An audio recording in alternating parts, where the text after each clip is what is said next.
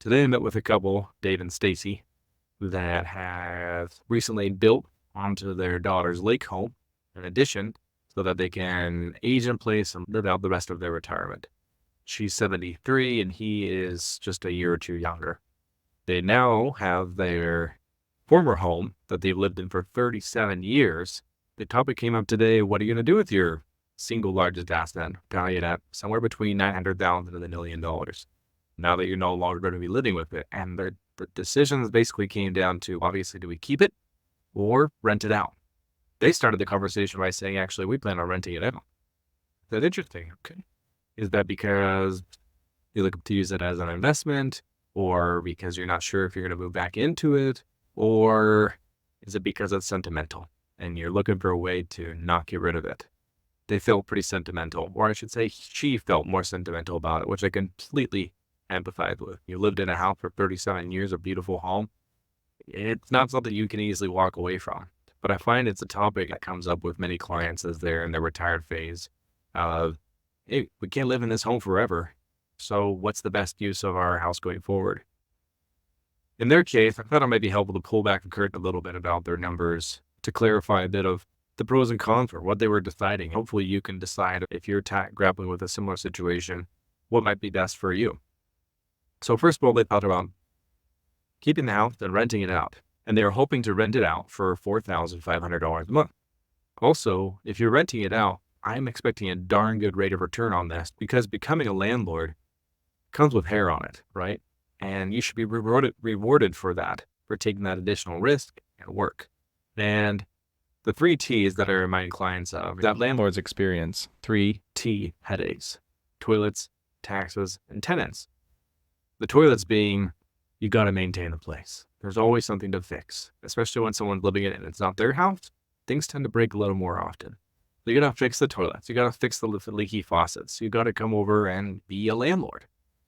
The second headache is the taxes, primarily property taxes. Those don't just go away, especially in this case with the $1 million asset. Got to take care of those every year. And yes, there are the SALT tax deductions, but that's capped at $10,000 to write off on your tax return. So I wouldn't really call that a win. You still got to pay the property taxes. Third T is tenants. Best case scenario, you have great tenants who stay there, pay every month and on time, don't damage the place, and are not a headache for you. Reality is when you have a rental property, it's not always that. Nobody takes care of your house like you take care of your own. So things inevitably get damaged or what have you. Even if you have great tenants, they may not stay there forever.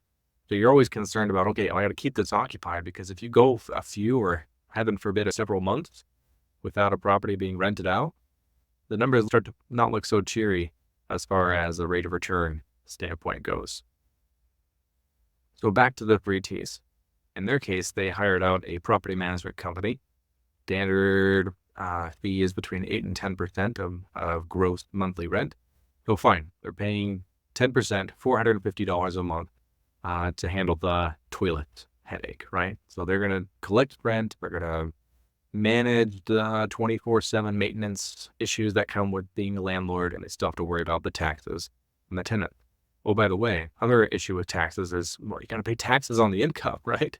It's not like it all goes to your pocket. You got to report that as income, and in their case, that's in the 22% income tax bracket. Already, they're getting a haircut of $4,500 a month of gross revenue. Oh, that's great. We're making some great money. Okay, remember, you're losing 10% because of the property manager. You're losing another 22% today for the taxes. So now we're down to 32% lower. So your take home is going to be more like $2,925 a month. Doesn't sound as good.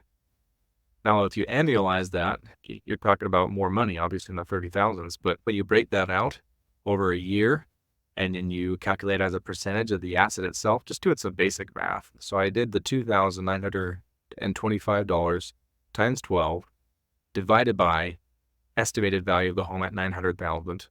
That comes out to 3.9%. Why do I do that calculation? Because to me, that's telling me what the annual yield is. Okay, what's your cash flow on this property? 3.9%. Is that your all-in rate of return on this property? No, it gets more complex than that because we got to factor in things such as deductions, right? And depreciation, if we really are going to treat this as an investment property. That's another topic, but I try and make it simple for the client as we're having this just thinking out loud discussion to say if you're getting a yield of 3.9% a year, right now, this is early summer 2024, you can get a higher yield in many high yield savings accounts today, much less bond funds. And those require this much effort, zero. So in their case, again, when I go back to the headache that come with owning a rental property, the toilets, taxes, and tenants, and more, you better get a good rate of return for that. Stock market has average returns between 8 and 10% per year. Not guaranteed. Past performance is no guarantee of future results, of course, but it is a baseline to say, hey, that's about where the S&P 500 is every year on average over a long time horizon. I better get a much higher rate of return as far as percentages go so that I can justify holding on to this asset for a number of reasons. Those are some of the implications I said. Hey, just thinking out loud here, doesn't make sense to hold on to the property. On the flip side, what are the trade-offs as far as actually selling this property? How attractive is that? And I boiled it down to 4 benefits for them. The first benefit is they could be debt-free overnight. They still carry a mortgage of about $350,000 on their primary residence. As I joked with them, I have yet to have a client who has told me, I wish I didn't become debt-free. I wish I didn't pay off my mortgage so soon. Every time there's just that intangible feeling, that peace of mind, sleeping well at night or knowing I'm debt-free. And for them, debt-free for life. They had a mortgage on their primary home, and on their condo in Palm Springs, they had a loan on a solar panel package that they bought. So I told them, you sell your home, you can be debt-free forever. Can't replace that feeling. Second benefit is you increase your cash flow. Their monthly cash flow debt expenses were over $3,300 a month. That's not pocket change. So think about how much less income you need to withdraw from your investments if you're able to reduce your monthly expenses by $3,300. That's a huge benefit.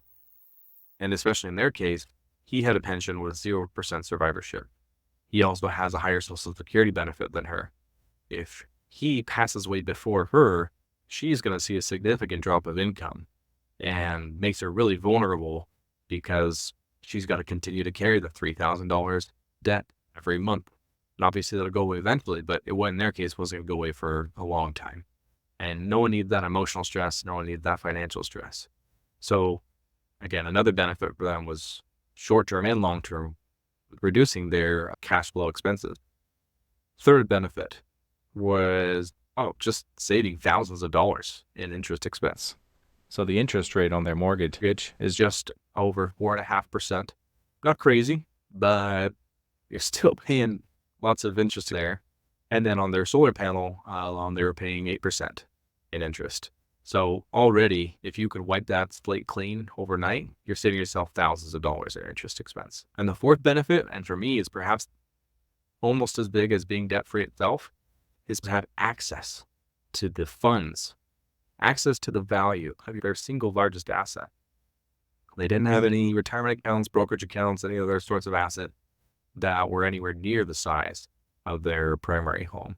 And until that asset is sold, or there's some sort of loan, which I wouldn't advocate for, they couldn't access that. So things like ongoing expenses, one-time large expenses, etc., they would need to really drain their retirement accounts, which were collectively $250,000. So that wasn't going to cover even their current mortgage. So yeah, being able to have access to the funds inside of that is a big deal. So I did some back of the napkin math and estimated, hey, after you sell this asset, depending on how much we can sell it for, you might end up with around $400,000 of funds. So congratulations, you're debt-free. What a fantastic feeling.